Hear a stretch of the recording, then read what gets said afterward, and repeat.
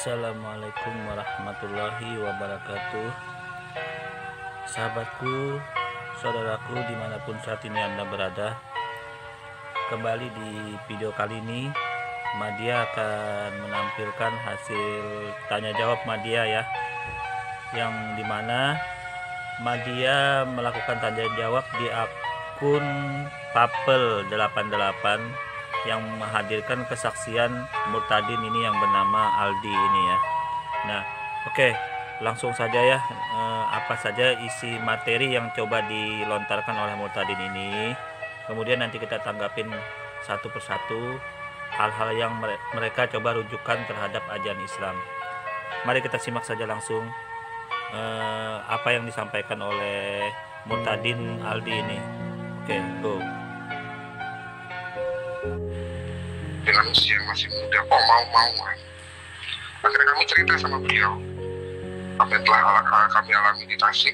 Singkat cerita, kami diajak sama beliau untuk ikut beliau. Pada awalnya saya nggak tahu bahwa beliau adalah seorang pengusaha, apalagi salah satu pendiri pondok pesantren. Kami pun dibawa ke pondok pesantren itu untuk dibina, dan beliau juga mengasih kami pekerjaan. Walau bukan santri resmi, tapi kami dapat perlakuan yang sama dengan santri lainnya. Di sanalah secara pribadi saya lebih sedikit mendalami dalam belajar agama saya. Banyak hal yang belum saya ketahui, dan di sanalah saya mendapatkan ilmu yang sebelumnya saya nggak tahu ya. Kami, khususnya saya, semakin bertemu menjadi orang yang lebih baik.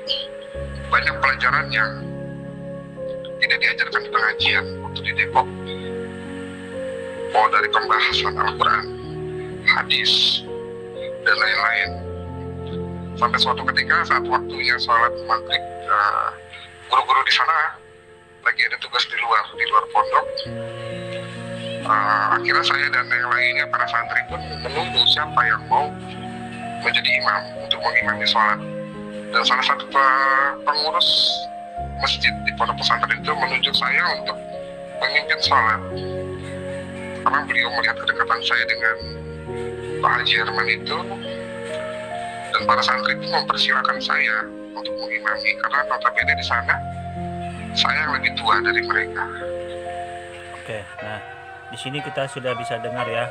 Di sini orang ini menggambarkan yang sudah mempunyai pengetahuan agama, ya pernah mendapat pendidikan dari pesantren, menjadi imam juga. Nah, dalam hal ini kan tentunya dia mengetahui tentang ajaran Islam yang dia di sini gambarkan bahwa dia lebih mengetahui gitu loh. Enggak apa-apa, kita lanjut dulu ya. Di situ banyak para habaib, para kiai yang diundang, dan saya pun sangat-sangat suka cita dengan undangan itu. Awalnya semua berjalan dengan baik, sampai saat dimana pengkajian itu tentang gelar-gelar para nabi. Dan di dalam Islam ada 25 nabi yang wajib dihafal namanya. Bukan hanya sekedar tahu, tapi kita harus tahu, harus hafal namanya. Dan kita otomatis ya harus mengimani 25 nabi itu. Saya sempat terhenti ketika pembahasan masuk di gelar Nabi yang ke-24, yaitu Nabi Isa alaihissalam. Yang saya rasakan adalah saat itu ya, kekaguman saya terhadap beliau, terhadap Nabi Isa, sampai saya kembali ke pondok pesantren pun entah kenapa saya nggak bisa tidur karena pembahasan yang tadi, seperti seekor nyamuk yang terbang di telinga, selalu terngiang-ngiang dalam telinga dan pikiran saya. Pembahasan yang membuat saya gelisah adalah tentang gelar Isa al-Masih, yaitu Isa itu kalimatullah dan rohullah, seperti apa yang dikatakan Al-Quran. Saya pun mencoba membuka Al-Quran, mencari tahu tentang ayat itu, surat yang menceritakan tentang Nabi Isa. Saya menemukan pada surat ketiga dalam Al-Quran, itu surat Al-Imran ayat yang ke-45. Pak Fafil bisa tolong ditampilkan Pak ayatnya, Pak? Ayat berapa? Baik, nah di sini murtad ini mencoba untuk menjelaskan tentang ayat-ayat Al-Quran. Nah, ini kan menandakan dia pinter, seolah-olah dia pinter, bisa mengerti ayat-ayat Al-Quran ya. Dalam hal ini kan tentunya kalau hal-hal yang sangat kecil, yang padahal hal itu sangat penting dalam ajaran agama Islam, masa dia nggak tahu gitu loh. Dalam sedangkan ayat ini aja dia bisa coba bedah, bandingkan ya kan. Nah, padahal ayat ini pun pemahaman dalam ajaran Islam tidak seperti yang dia coba sampaikan. Tapi sebelumnya kita bahas dulu. Surat ketiga Ali Imran ayat 45.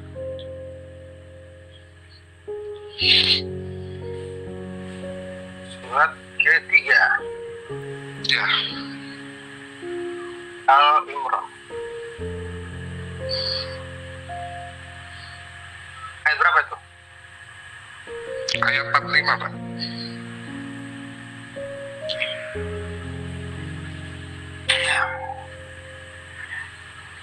Ya, sabarnya saya tampilkan dulu ya. Ya.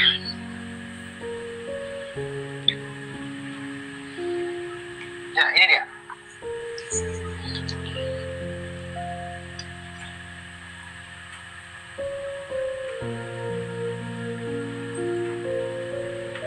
Apakah ini ayatnya? Ya, yang ayat 45 benar. Ya. Bisa dibacakan, Bro? Ya, di sini isqalatil malaikatu ya Maryamu innallaha yubashshiruki bima kalimatin min husmuhul masihu isabnu Maryama wajihan fid dunya wal akhirah wa minal muqarrabin. Dan ingatlah pula ketika malaikat berkata, "Hai Maryam, sesungguhnya Allah menyampaikan berita gembira dengan kalimat yang datang daripadanya, namanya Al-Masih Isa putra Maryam, seorang terkemuka di dunia dan di akhirat, dan termasuk orang-orang yang didekatkan dalam tanda kurung kepada Allah."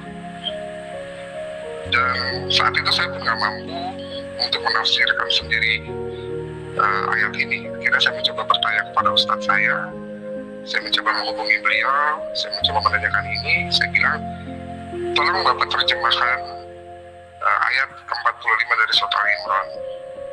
Ustadz tidak jawab, Isa itu diciptakan, bukan yang menciptakan.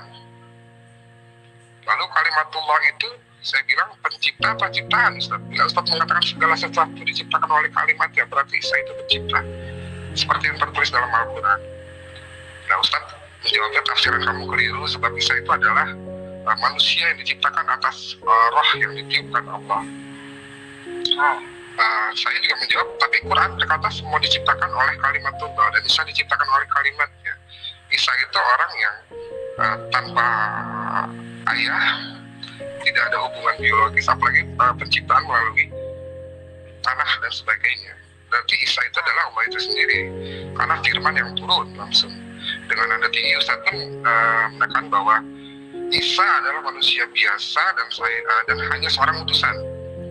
Dan saya pun coba menghentikan percakapan itu karena tidak puas dengan jawaban Ustadz itu. Saya mencoba mencari jawaban lagi lewat Al-Quran. Saya dapati ada di surat Maryam ayat yang ke-33. Sama-sama. Boleh ditampilkan, Pak? Surat. Oke. Nah, di sini kita bahas dulu ya mengenai ayat yang coba ditampilkan oleh si Mutadin ini. Apa sih maksudnya Isa itu dari kalimatullah ya? Isa terhasil dari kalimatullah itu adalah hasil firman ya. Allah Subhanahu wa taala berfirman ingin menjadikan seorang manusia yang bernama Isa Al-Masih, yang kemudian dengan firman-Nya itu ditiupkanlah ruh kepada rahim Maryam. Nah, oleh karena itu dalam Islam ditiupkan ruh itu, maka dia diberi gelar ruhullah, dikasih kalimatullah, itu dalam posisi dia hasil dari firman, bukan firman itu sendiri yang menjadi manusia ya, hasil dari firman. Karena dalam Islam semua makhluk itu hasil dari firman, hanya saja berbeda-beda cara proses hasil firman itu terjadi. Ya, seperti Nabi Adam itu hasil firman, dia diciptakan tidak ada ayah, tidak ada ibu ya. Ada juga Melkisedek. Nah, jadi dalam hal ini semua ada hasil firman. Langit dan bumi pun hasil firman. Yang jadi masalah apabila hasil firman yang kalimatullah ini ujuk-ujuk dijadikan Tuhan, karena akan terbantah sendiri dengan hasil yang lain. Apakah langit matahari dan bumi itu hasil firman itu dijadikan Tuhan juga? Atau Nabi Musa hasil firman itu dijadikan Tuhan juga? Tentunya tidak. Ini terbantahkan. Nah, ya, kita lanjut.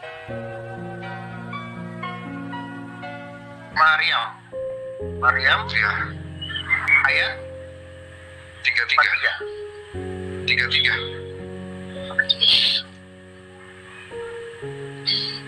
Oke. Sabar ya. Ya, Sabar. Ya, ini dia. Bisa dibacakan, Bro? masih muter di sini, Pak. Sudah. Oke. Wassalamu alayya yaumi wulidtu wa yauma amutu wa yauma ab'asyu hayya. Dan kesejahteraan semoga dilimpahkan kepadaku pada hari kelahiranku, pada hari wafatku, pada hari aku dibangkitkan hidup kembali.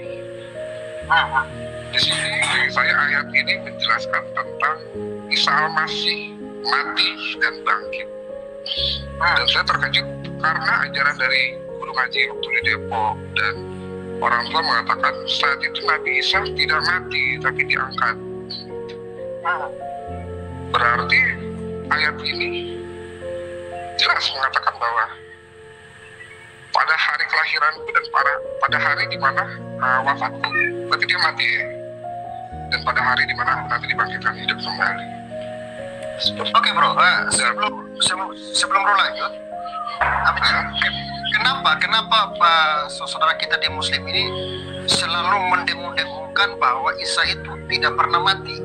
Padahal di dalam surat Maryam yang Bro sampaikan tadi jelas itu ya. Ini supaya jangan dibilang hoax ya. Dan kesejahteraan semoga dilimpahkan kepadaku pada waktu kelahiranku. Mereka mengakui kalau Isa itu lahir kan, tapi mereka tidak mengakui kalau dia wafat. Katanya Isa diangkat hidup-hidup kalau saya nggak salah, lalu mukanya diserupakan dengan seseorang, entah berantas apa orangnya tidak jelas ya. Pada hari wafatku. Jadi jelas kata wafat ini apakah ada makna lain, Bro? Mungkin kata wafat ini mungkin diangkat begitu dalam arti lain, atau memang wafat ini sebenarnya mati gitu? Beda, Pak. Kalau wafat ini dalam bahasa Arab itu kan di amutu. Amutu kan berarti itu wafat. Wafat itu kalau apa ya? Setiap di kuburan kalau orang meninggal itu kan pasti lahirnya kapan? Coba kita lihat ya. Bagaimana si Aldi ini seolah-olah pandai dalam berbahasa Arab, pandai mengetahui ajaran Islam, tapi nanti hasilnya begitu dia tanya nanti satu hal yang sangat penting di dalam Islam dia nggak tahu gitu loh. Ya tapi nggak apa, kita lanjut dulu bahasan ini ya.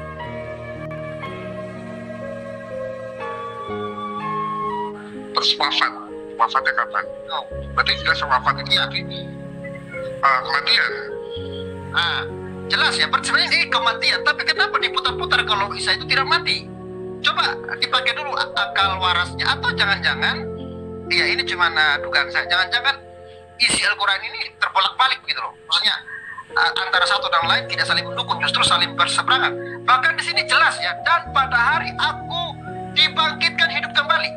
Jadi ya, terlebih khusus untuk kadrun-kadrun yang mengatakan apa itu Isa mati.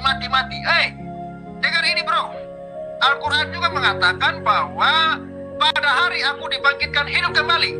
Isa yang kalian hina-hina mati itu sudah dibangkitkan. Ini menurut Al-Quran, bukan menurut saya ya. Bahkan Alkitab juga mengatakan bahwa Isa itu juga bangkit. Jadi coba Bro jelaskan dulu ini lebih dalam supaya kita lebih paham lagi. Karena saya sendiri heran, katanya tidak mati, katanya diangkat hidup-hidup, tapi ini ada kata wafat, ada kata dibangkitkan. Coba Bro jelaskan dulu ini supaya dunia YouTuber ini yang waras bisa paham gitu loh. Silakan, Bro. Kalau saya mendapatkan kalau dari keluarga ya. Pertama saya mendapatkan berita ini dari orang tua. Beliau bercerita tentang gimana nabi-nabi. Oke. Kita terangkan dulu ya mengenai ayat yang coba dikutip oleh teman-teman ini, yang berbicara tentang ayat yang menjelaskan bahwa Nabi Isa itu dilahirkan, kemudian dibangkitkan, kemudian kemudian diwafatkan, kemudian dibangkitkan. Nah, apa sih maknanya dalam ayat ini? Makna ayat ini adalah makna yang normal dalam kehidupan seorang manusia yang bernama Isa Al-Masih, yaitu beliau juga mengalami masa dilahirkan, kemudian beliau mengalami masa diwafatkan, kemudian beliau mengalami dibangkitkan kembali menjelang hari kiamat. Nah, bagaimana pemahaman yang sebenarnya ayat ini?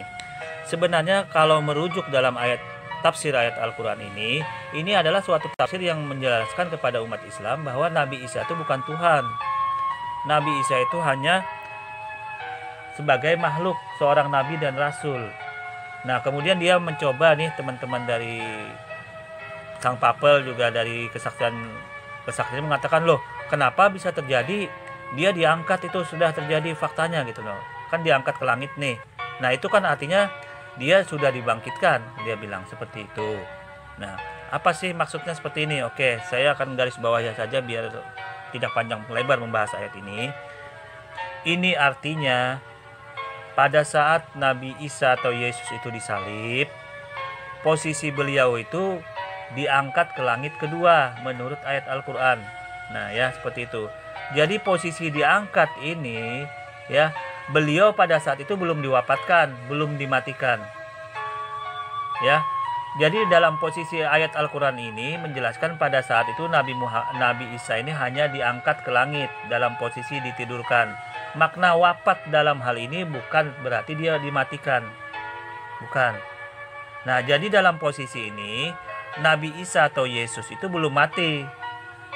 Menurut ayat Al-Quran, Nabi Isa atau Yesus dalam posisi ini belum mati, tetapi dalam posisi ditidurkan. Dalam posisi diangkat dulu ke langit kedua, belum mati. Pemahaman teman-teman dari Papel 8 dengan si Murtadin ini, dia menganggap wafat ini sudah mati beneran. Tidak seperti itu menurut Al-Quran. Nah, ini terbukti bahwa sebenarnya bukan hanya Isa saja yang diangkat ke langit itu, Nabi Idris juga. Ya, itu seperti itu, Nabi Haidir juga. Nah, termasuk Nabi Isa. Ya.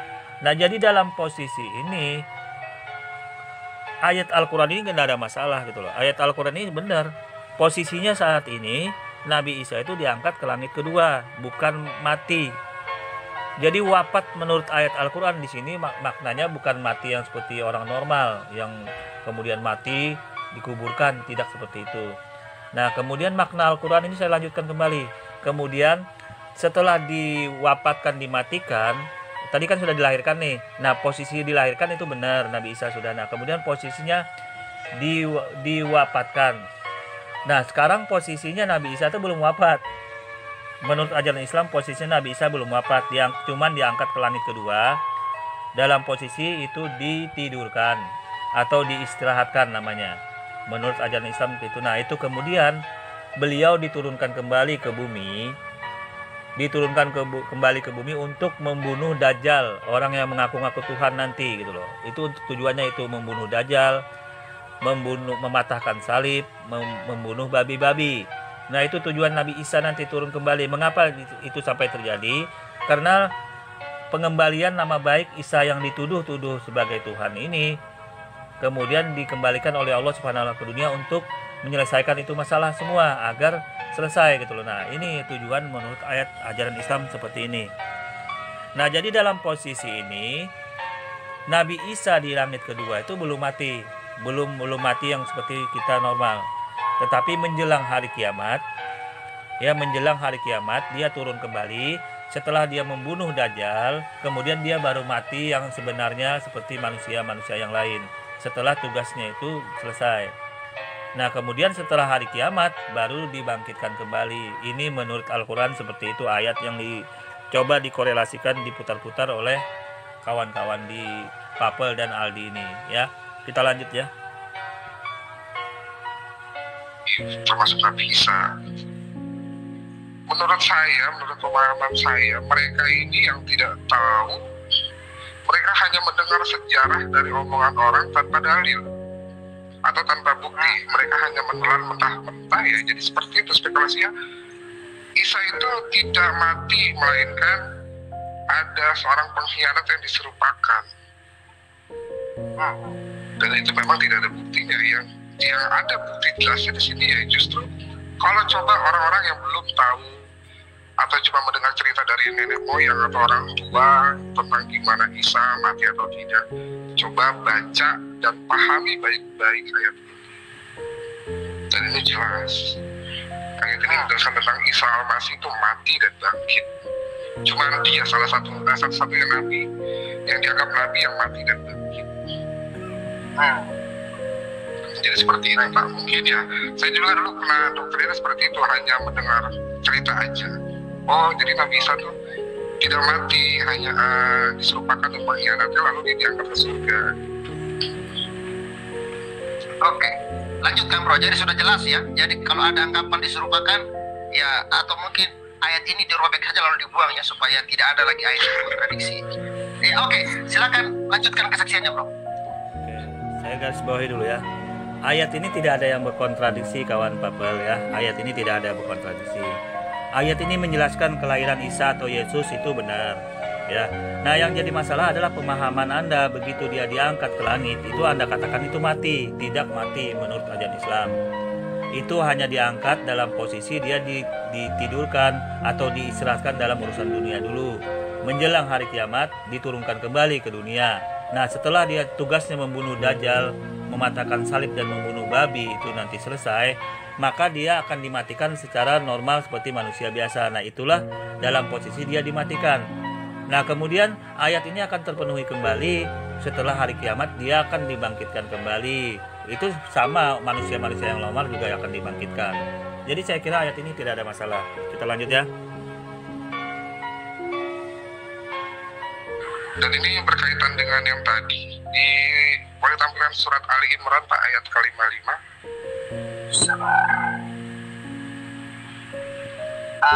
Imran. Iya, Surat ayat 55. Ali Imran ayat ke-55.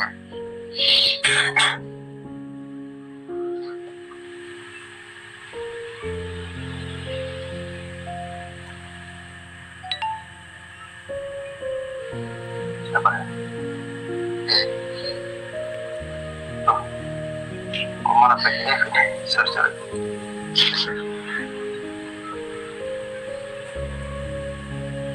Ini dia.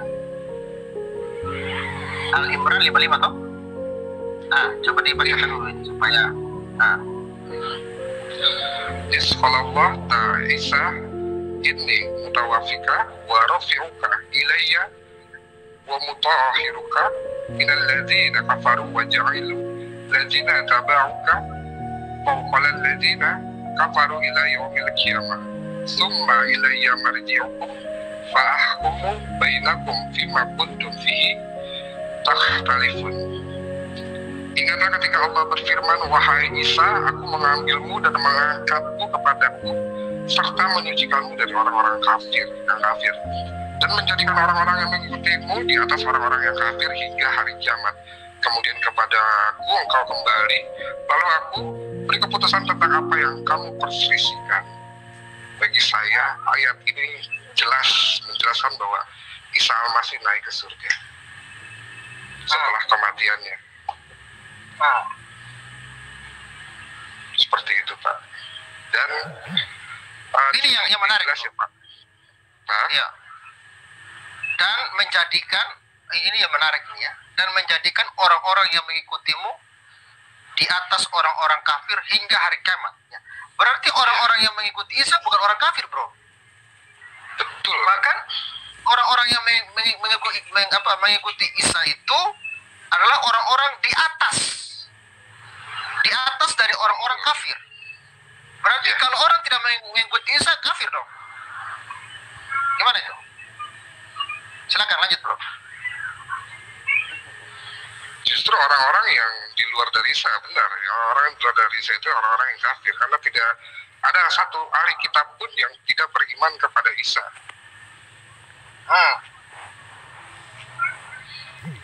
Kan jelas ya Pak. Oke. Kita akan tanggapin dulu ya argumen dari mereka ini. Apakah benar pengikut Yesus yang diceritakan Al-Quran ini di atas orang kafir atau selamat, artinya dalam posisi mereka benar. Bagaimana Islam menjawab? Itu benar.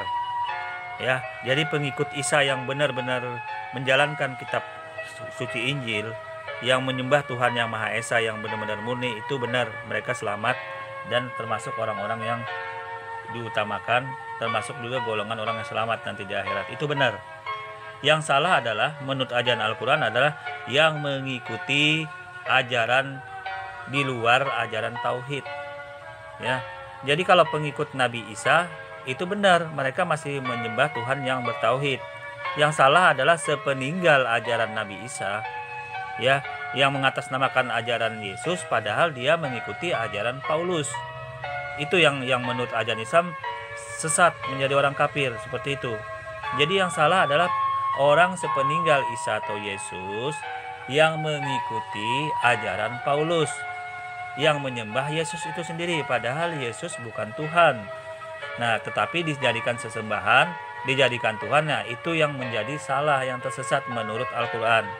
Jadi tidak ada yang salah. Pengikut Yesus Isa benar, karena pengikut Isa Yesus itu masih menjalankan syariat Islam.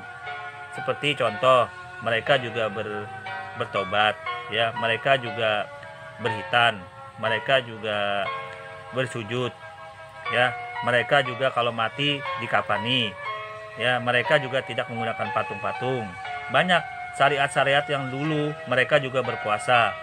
Tetapi dengan datangnya Paulus, ajaran Taurat malah dibuang, malah dihilangkan gitu loh. Yang malah dihilangkan, dan ujung-ujungnya menjustis bahwa yang benar itu ajaran Paulus ini, yang katanya disempurnakan, katanya digenapin, tapi tidak dihilangkan satu iota pun, faktanya dihilangkan gitu loh. Sesuai dengan Matius 5 ayat 17-19, itu kan dengan itu Yesus tidak menghilangkan ajaran Taurat satu iota pun, tapi faktanya ajaran Taurat dihilangkan, dibuang dengan adanya surat Paulus ini, surat dari Paulus gitu loh. Seperti itu. Jadi dibedakan antara pengikut Yesus dengan pengikut Paulus, itu berbeda pemahamannya. Yang benar adalah yang pengikut Yesus masih, bukan penyembah Yesus atau bukan pengikut Paulus. Itu yang perlu dipahami. Kita lanjut. Mengambilmu, mengangkatku kepadaku kan, yang tadi, serta menjadikan dari orang-orang kafir dan menjadikan orang-orang yang mengikuti Isa di atas orang-orang kafir hingga hari kiamat. Oh, jelas. Di situ jelas, betul. Dan saya kita ditampilkan lagi di Quran surat An-Nisa, ini masih berkaitan, Pak.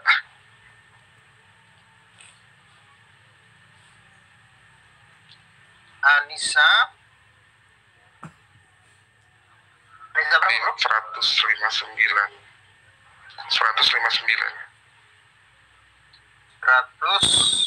159. Iya.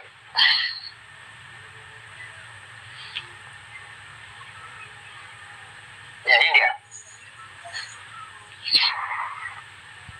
Silakan, Bro.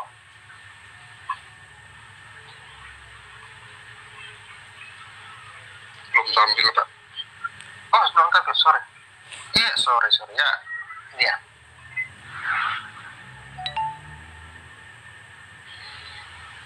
Ya. Wa in min ahlil kitab illa la yu'minanna bihi qabla mauti wa yawmal qiyamati wa yakunu alaihim syahida. Tidak ada seorang pun di antara ahli kitab yang tidak beriman kepada Isa menjelang kematiannya, dan pada hari kiamat dia, Isa, akan menjadi saksi mereka.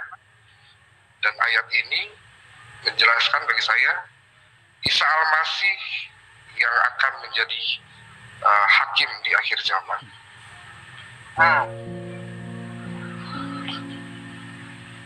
Sangat jelas ayatnya, Pak. Baik. Oke. Dan ketika saya merasa gelisah atau ragu-ragu di sini, di Quran pun saya mendapatkan teguran di sana.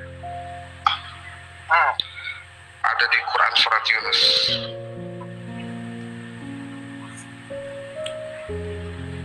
Surat Yunus ayat berapa tuh, Pak? 94.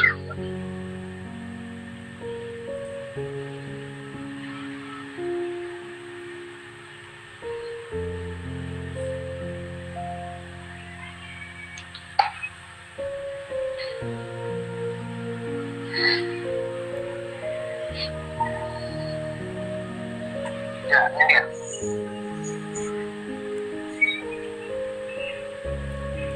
Oke, silakan bro. فإن كنت في شك مما أنزلنا إليك فاسأل الذين يقرؤون الكتاب من قبلك لقد جاءك الحق من ربك فلا تكونن من الممترين. Maka jika engkau, tanda kurung Muhammad, berada dalam keraguan-raguan tentang apa yang kami turunkan kepadamu, maka tanyakanlah kepada orang yang membaca kitab sebelummu. Sungguh telah datang kebenaran kepadamu dari Tuhanmu, maka jangan sekali-kali kau termasuk orang yang ragu. Dulu saya berpikir Rasul tercinta aja diperingatkan untuk tidak ragu-ragu, apalagi saya. Dan ketika itu keraguan itu ada, kemana saya harus mencari kebenaran? Di sini dijelaskan kitab-kitab sebelummu, berarti sebelum adanya Al-Quran itu adalah Zabur dan Injil. Seperti itu ya. Jadi dari ayat tersebut ya, buat hati saya gelisah. Hari-hari yang saya jalani sudah sangat tidak nyaman, gitu. Seperti biasanya. Oke. Bagaimana ajaran Islam memandang ayat tersebut? Sebenarnya ayat ini ya menjelaskan tentang ahlul kitab. Dan di dalam hal ini ahlul kitab itu siapa sih? Ahlul kitab adalah orang yang masih beriman murni terhadap ajaran di dalam kitab Taurat maupun kitab Injil. Itu. Jadi dalam posisi ini ajaran mereka itu ajaran Nasrani maupun ajaran Yahudi yang masih murni. Artinya masih murni, mereka tidak seperti ajaran Kristen yang sekarang. Mereka masih menyembah Tuhan yang benar, Tuhan yang esa. Ini masih digambarkan dengan sebagian orang-orang Yahudi itu masih menyembah Tuhan yang benar. Hanya saja orang Yahudi tidak mengakui Nabi Muhammad SAW. Ini faktanya. Makanya sampai sekarang orang-orang Yahudi itu menolak ajaran kekristenan yang sekarang ini. Karena ajaran kekristenan sekarang itu sudah menyimpang. Tuhan yang disembah mereka adalah Tuhan yang Trinitas. Ya, jadi itu bedanya. Jadi ahlul kitab menurut ajaran Islam di sini adalah itu orang Yahudi dan Nasrani yang Tuhannya itu masih benar. Dalam posisi Tuhan yang Maha Esa, yang masih sempurna, yang masih bertauhid.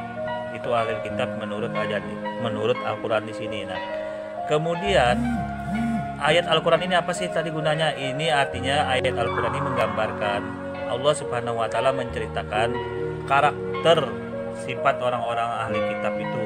Makanya digambarkan dengan ayat yang disampaikan oleh teman-teman ini tadi gitu. Oke, saya kira kita lanjut dulu ya. Guncangan hebat di hati saya. Entah kenapa hati saya merasa bahwa Isa ini bukan sekedar manusia biasa. Dia bukan sekedar nabi. Karena hanya Isa yang diciptakan tidak melalui tulang rusuk, tidak melalui pembentukan tanah, dan tidak melalui hubungan biologis suami istri. Seperti apa yang dikatakan dalam hadis yang diriwayatkan Anas Ibnu Malik, Isa fa'innahu ruhullahi wa kalimatuh. Ini perkataan Nabi Muhammad ya. Bahwa Isa itu roh Allah dan kalimat Allah. Sebentar Pak, lobet lagi di HP saya. Oke. Apa sih maksudnya Isa itu ruhullah atau kalimatullah? Dalam ajaran Islam, Isa itu ruhullah karena dia ditiupkan ruh oleh Allah Subhanahu wa taala. Ditiupkan ruh yang dibawakan oleh malaikat Jibril. Ya, malaikat Jibril untuk meniupkan ruh kepada rahim Maryam. Jadi dengan ditiupkan ruh ini maka dia digelari ruhullah. Terus kalimatullah apa? Kalimatullah bahwa Isa ini dari hasil kun fayakun Allah Subhanahu wa taala. Artinya dengan hasil kalimat Allah yang ingin menjadikan manusia yang bernama Isa ini. Makanya hasil dari kalimatullah ini jadilah manusia yang bernama Isa atau Yesus ini. Jadi nggak ada masalah. Masalahnya di mana? Ya nggak ada. yang jadi masalah apabila ayat seperti ini diputarbalikkan maknanya tidak sesuai dengan ayat suci Al-Quran. Kita lanjut. Oke.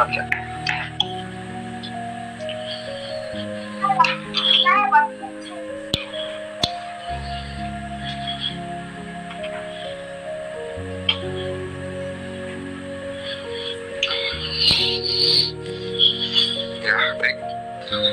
Ini ada di kitab 2002, mutiara hadis halaman 356-357. Bagi yang memiliki hadis bisa dicek. Wah, coba bayangkan ya. Ini menampilkan ayat Al-Quran, menampilkan hadis. Ini kan menjelaskan bahwa dia pandai ajaran Al-Quran, pandai ajaran Islam. Ini katanya. Tapi nanti kita buktikan. Begitu dia tanya satu hal yang sangat penting di dalam ajaran Islam, dia nggak tahu. Ini kan suatu kebodohan namanya. Padahal hal itu sangat penting. Ini yang menentukan, yang membedakan sangat penting dalam Islam dan ajaran Kristen itu sendiri. Tapi hal ini dia tidak tahu. Tapi tidak apa, kita lanjut dulu. Dan menggelar Isa ini bukan hanya Rahullah dan Kalimatuh, tapi juga Al-Haq yang artinya kebenaran, dan juga Khalifatullah yang artinya pengganti atau penguasa. Dengan demikian Khalifatullah itu berarti pengganti Allah di bumi, pengganti Tuhan di bumi. Dari sinilah semakin membuat hati saya gelisah. Saya belum mendapatkan jawaban yang memuaskan hati. Pada tahun 2019 saya sudah bisa berkomunikasi kembali dengan keluarga saya sekitar Endro Suryanto. Salam Pak. Oke. Nah, di sini saya persingkat saja ya. Intinya saya bacakan dulu dalam hal ini. Tadi ada yang sebagian saya mau jelaskan dulu bahwa dia dikatakan juga terkemuka di dunia dan akhirat. Nah, dalam hal ini terkemuka di dunia, Nabi Isa itu dia termasuk seorang nabi dan rasul, artinya manusia pilihan. Nah, kemudian terkemuka di akhirat, dia terpilih juga seorang dari golongan manusia yang dipilih menjadi nabi dan rasul sebagai orang yang terkemuka, terdekat dari Allah, yang didekatkan kepada Allah Subhanahu wa taala, tergolong dari nabi dan rasul ulul azmi namanya di dalam ajaran Islam. Oke. Kalau dia mencoba untuk mengklaim bahwa Nabi Isa saja yang terkemuka di dunia dan akhirat, maka itu terbantahkan kembali bahwa yang terkemuka di dunia dan akhirat itu bukan hanya Isa atau Yesus, tetapi Nabi Musa pun terkemuka di dunia dan akhirat. Ini dasarnya saya bacakan. Bismillahirrahmanirrahim.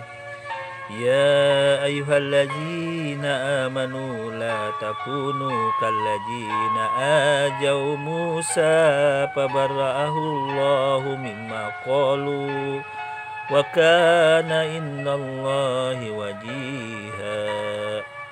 Hai orang-orang yang beriman, janganlah kamu menjadi seperti orang-orang yang menyakiti Musa, maka Allah membersihkan dari tuduhan-tuduhan yang mereka katakan, dan adalah dia seorang yang mempunyai kedudukan di sisi Allah Subhanahu wa taala. Surah Al-Ahzab ya, ayat 69. Nah, di sini sudah sangat jelas yang terkemuka di dunia dan akhirat itu bukan hanya Isa Al-Masih kalau dicoba untuk dikorelasikan seperti itu.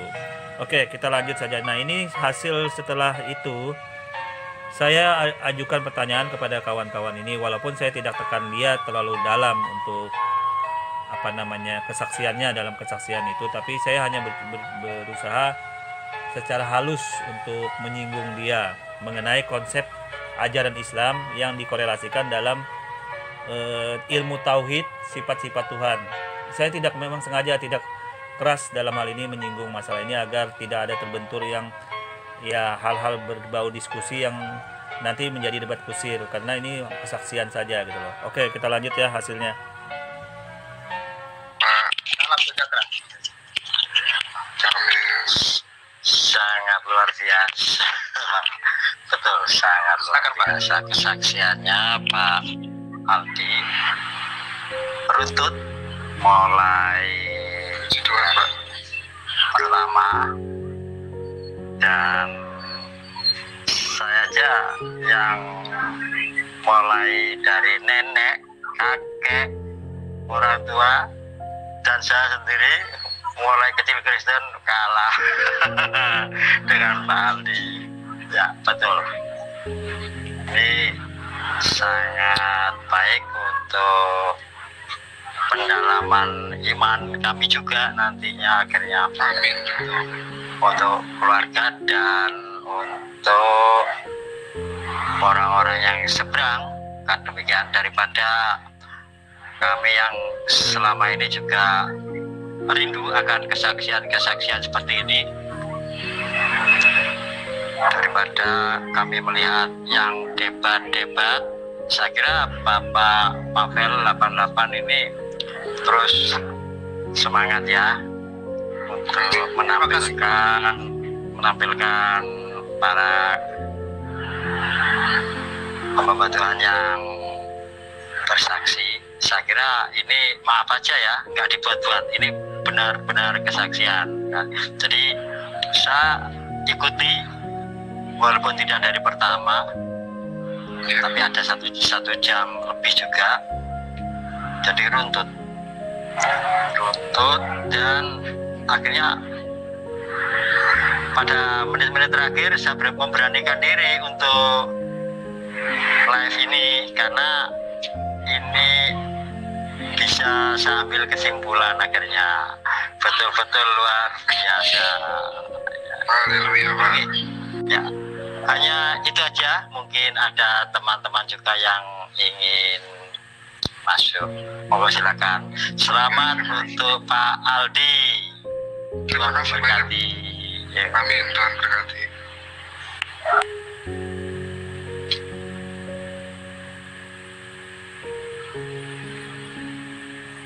Ya, satu lagi teman kita Pak Madia Channel, silakan Pak Madia Channel.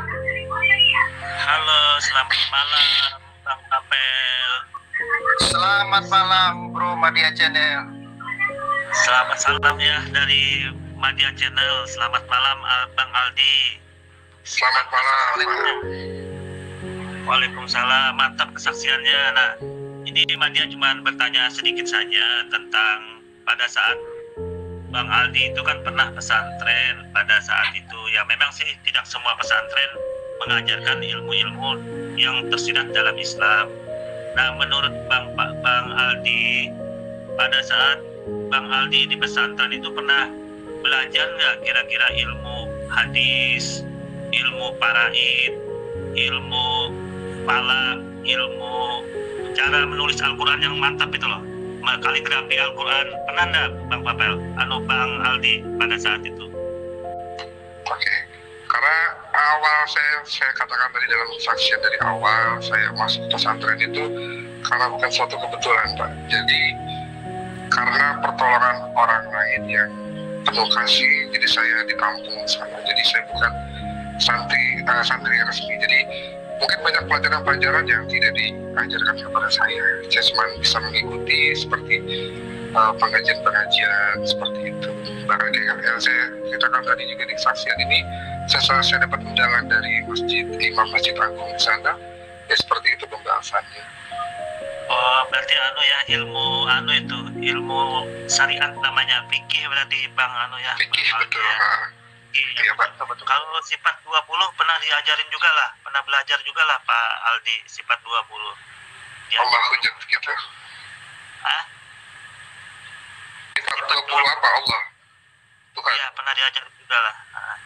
Iya, pernah. Pernah ya. Kalau Kan sifat sama nama beda ya, Pak. Oh ya, beda, betul. Kalau muhalafatul hawadisi menurut Bang Aldi itu apa? Muhalafatul hawadisi. Saya mungkin ini pertanyaan yang terakhir Bang Papel.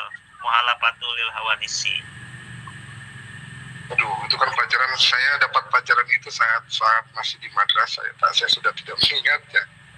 Kecuali kalau memang saya menguasai bahasa Arab, maksud dalam artian saya masih hafal apa itu artinya. Seperti itu.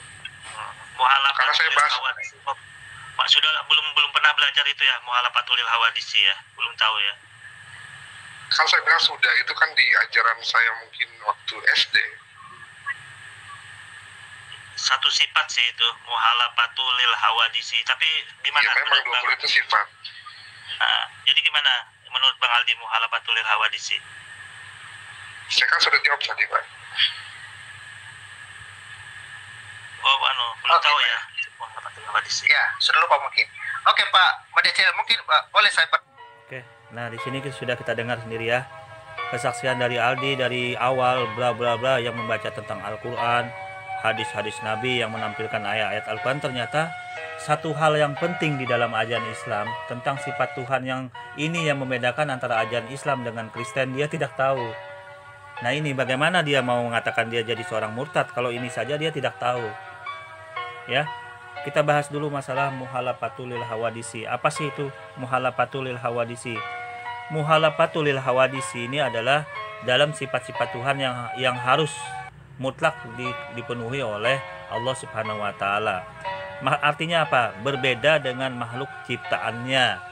Itu dalam ajaran ilmu tauhid, muhalafatul lil hawadisi itu harus diimani, harus dipelajari dan harus diketahui setiap seorang muslim. Nah, kalau Bang Aldi ini mengatakan dia tidak tahu, lupa segala macam, berarti tidak ada gunanya dia belajar ajaran Islam selama ini, nol, hasilnya nol. Sama aja dia belajar, sama aja mengajarin seorang robot, bukan seorang manusia. Karena dalam Islam ini yang sangat penting, muhalafatul lil hawadisi. Di dalam ajaran Islam bahwa ini sudah terjawab dalam Quran surah Al-Ikhlas ayat 4 ya, walam yakullahu kufuwan ahad, bahwa Tuhan itu tidak ada seorang pun yang setara dengan dia. Nah, termasuk juga di dalam surah As-Surah ayat 11, tidak ada sesuatu pun yang serupa dengan dia dan dialah yang maha mendengar dan melihat. Nah, dalam ayat ini berarti sudah sangat jelas argumen apapun yang disampaikan oleh Aldi dari awal sampai akhir itu tertolak secara fakta, secara jelas bahwa dia tidak mengetahui ajaran Islam yang sebenarnya. Ya, kalau dia mungkin beragama Islam dulu mungkin boleh dikatakan ya Islam yang bukan Islam yang benar gitu loh. Dia tidak tahu ilmu tauhid, tidak belajar ilmu yang ketuhanan. Mengapa dia sampai jadi murtad? Yaitu kembali kepada diri dia, apa sebabnya gitu loh. Yang jelas bukan karena Tuhan, bukan karena ajaran Islam yang salah, karena dia tidak mengetahui ajaran Islam. Tapi kita lanjut dulu nih, kita habiskan dulu dialog saya dengan teman-teman di akun Papel 88 ini ya, kita cek dulu. Sedikit, mungkin ini juga hanya penasaran. Saya selama ini masih penasaran. Saya rasa Pemuda Channel orang yang tepat untuk saya bertanya. Mantap. Iya, Boleh silakan. Ya, kita tukar pikiran Pak ya. Cuma satu pertanyaan kok, tidak banyak. Iya. Oke. Pertanyaan saya yang selama ini menjadi buah pemikiran saya adalah sebenarnya yang kitab suci itu di dalam Islam Al-Quran atau hadis, Pak? Di dalam Islam itu yang kitab suci adalah Al-Quran. Al-Quran, benar Al-Quran. Kalau hadis itu apa itu, Pak? Kalau hadis itu untuk menjelaskan isi yang disuruh Al-Quran. Misalkan Al-Quran suruh sholat, kan umum nih. Nah, cara sholatnya itu dijelaskan di dalam hadis. Seperti itu, Pak. Bukannya di kitab Safinatun Najah ya, Pak? Yang orang Cirebon itu. Orang mana sih, orang Banten. Ajaran sholat dan... Oke. Nah, di sini kembali si Aldi mencoba untuk menjelaskan bukannya kitab Safinatun Najah. Apa sih kitab kuning Safinatun Najah? Kitab Safinatun Najah itu ada kumpulan untuk meringkaskan ya aturan-aturan di dalam hadis yang menjelaskan syariat-syariat Islam itu, kemudian dikumpulkan, dirangkum dalam suatu bahasan, misalkan tentang sholat. Khusus sholat nih hadisnya dikumpulin, kemudian dibuatlah suatu kitab yang bernama Safinatun Najah. Itu artinya kitab Safinatun Najah pun berdasarkan Al-Quran dan Al-Hadis yang digali. Sumbernya tetap tidak lepas dari dua sumber ini, Al-Quran dan Al-Hadis. Jadi apa intinya? Intinya hanya rangkuman, mempersempit bahasan, misalkan yang tentang sholat, tentang puasa, tentang zakat agar detail.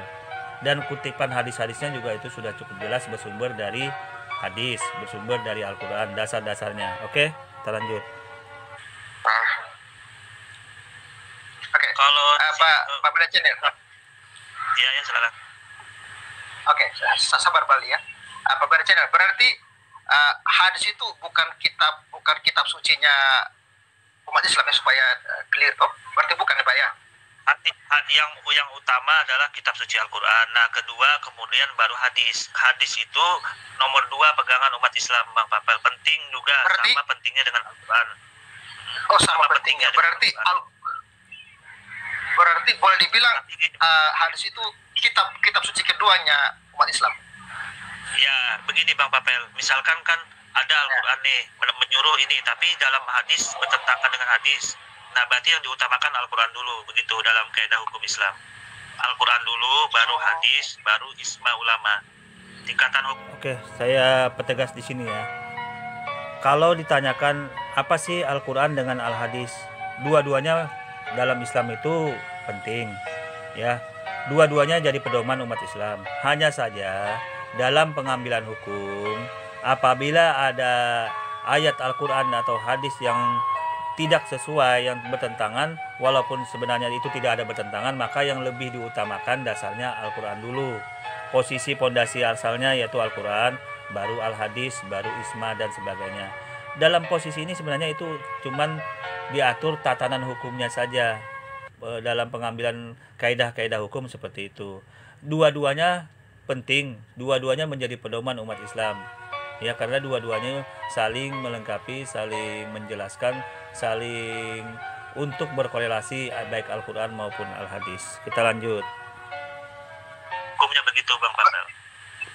Iya, berarti kalau Alkitab lagi. Berarti kalau Al-Quran itu tanpa hadis bisa nggak? Misalnya hadis terlepas nih, hadis dibuang aja nih karena dia kan kadang-kadang bertentangan dengan Al-Quran, kadang-kadang dia suka tidak cocok lah dengan Al-Quran gitu. Beberapa poin. Apakah boleh kita katakan oke, hadis kita buang saja lah, kita fokus belajar Al-Quran saja gitu? Kira-kira begitu bisa nggak? Atau harus tetap ada hadis gitu?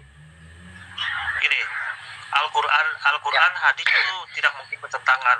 Nah, kalau ada pertentangan itu maka yang diutamakan adalah Al-Quran. Tapi hadis tidak mungkin bertentangan dengan Al-Quran karena hadis menjabarkan isi kandungan Al-Quran. Itu Bang Papel. Hadis menjabarkan isi kandungan yang diperintahkan Al-Quran. Misalkan Al-Quran menyuruh sholat. Nah, cara sholat itu diatur dalam hadis. Begitu Bang Papel. Jadi tidak mungkin bertentangan. Dia menjabarkan isi Al-Quran gitu Bang Papel. Jadi umat Islam itu apabila percaya Al-Quran saja bukan umat Islam namanya. Bukan umat Islam kalau cuma percaya salah satu doang gitu loh. Bukan umat Islam. Oke. Berarti dapat saya simpulkan bahwa Al-Quran hadis itu menyempurnakan apa yang diperintahkan oleh Al-Quran gitu. Karena kan misalnya di Al-Quran suruh sholat, tapi tidak tahu nih berapa jumlah sholatnya, berapa kali kan. Berarti hadis inilah yang menyempurnakan kalimat-kalimat yang tidak dijelaskan dalam Al-Quran. Kira-kira begitu bisa Pak diterima itu? Gini, yang benar begini kalimatnya. Hadis itu menjelaskan apa-apa yang disuruh diperintahkan oleh Al-Quran. Seperti gini Pak ya, kalau di dalam kitab Yahudi kan Taurat nih. Taurat kan menyuruh merajam orang yang berzina. Nah, tata cara merajam itu dijelaskan dalam Talmud. Nah, Talmud itulah gambarnya seperti hadis ini Pak gitu loh. Cara-cara merajamnya orang yang berzina itu kan dijelaskan dalam hukum-hukum Talmud. Kalau di dalam kitab Taurat gitu loh Pak. Seperti itu gambaran. Oke baik. Terima kasih Pak Media Channel sudah mampir di Pavel 88 Channel. Senang sekali kiranya kesaksian ini ya bisa juga memberkati Pak Media Channel. Salam Pak Media Channel. Terima kasih semuanya kawan-kawannya. Salam waras. Terima kasih ya. Terima kasih. Salam.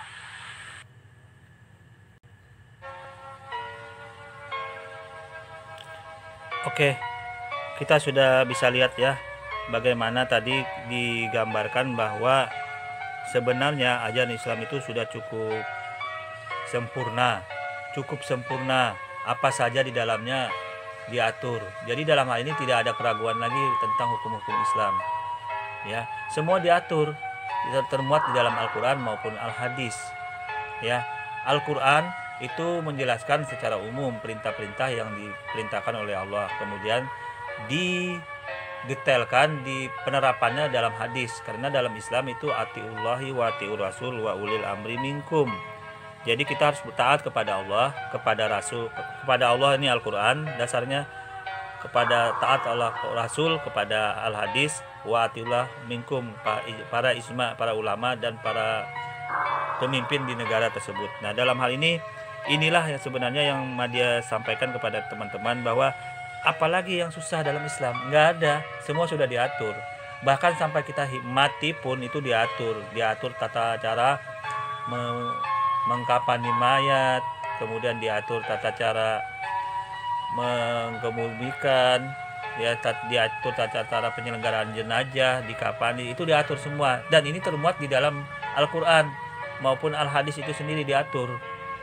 Nah, beda kalau dalam ajaran umat yang terjemahan, mereka nggak diatur, mereka cuma hidup setelah itu tanpa aturan yang jelas. Dalam Bible mereka, dalam kitab mereka tidak diatur masalah mengkafani mayat, juga tidak ada, menyelenggarakan mayat tidak ada. Jadi dalam ini tidak ada aturan. Itu salah satu contoh aja ya, misalkan orang mati nih. Jadi kalau dalam ajaran mereka itu nggak diatur bagaimana urusan mayat ini setelah itu, apakah mau dibuang, dikasih makan binatang atau apapun, itu nggak diatur dalam ajaran mereka. Nah, ini keistimewaannya Islam. Dalam Islam tuh apapun diatur ya. Dalam posisi inilah yang sebenarnya mendukung bahwa Islam itu memang penyempurna ajaran-ajaran yang sebelumnya, yang sudah ada tentunya. Berwudu sudah ada dulu. Sebelum masuk bait suci, mereka untuk membasuh kaki segala macam itu gambaran berwudu. Gambaran sujud juga ada, ya. Gambaran puasa sudah ada, gambaran berhitan sudah ada. Gambaran bait suci, ibadah haji ada. Semua lengkap, gambaran bertobat ada, semua ada. Gambaran berkorban juga ada. Jadi semua lengkap. Ya, yang salah adalah orang yang mencoba membelok-belokkan ajaran ketuhanan ini, yang bertauhid ini menjadi ajaran yang tidak sesuai lagi dengan sebenarnya. Oke, ini saja yang Madia sampaikan untuk menjawab dari akun Papel Channel 8 kesaksian Aldi. Saya ucapkan terima kasih kepada akun Ripa, saudara saya akun Ripa, dan akun Bamtri yang telah mensupport, mendukung channel Madia Channel. Ya, semoga teman-teman yang lain juga ikutlah mendukung channel-channel muslim, ya, channel-channel Islam ini yang memperjuangkan berdakwah untuk kebenaran Islam itu agar tidak mudah untuk dicoba diputarbalikan hingga terjadi pemurtatan maknanya. Ya, mari kita dukung sama-sama, sukseskan akun-akun kita, channel kita kompak ya, agar bersatu untuk menguatkan channel-channel muslim agar terhindar dari ajang-ajang pemurtatan-pemurtatannya. Sekali lagi saya ucapkan terima kasih kepada akun Bamtri dan Ripa yang telah mereaction video-video Madia Channel di akun-akun teman-teman ya, Ripa MOW ya, dan Bamtri Channel. Oke, terima kasih ya, kurang lebihnya saya mohon maaf. Assalamualaikum warahmatullahi wabarakatuh.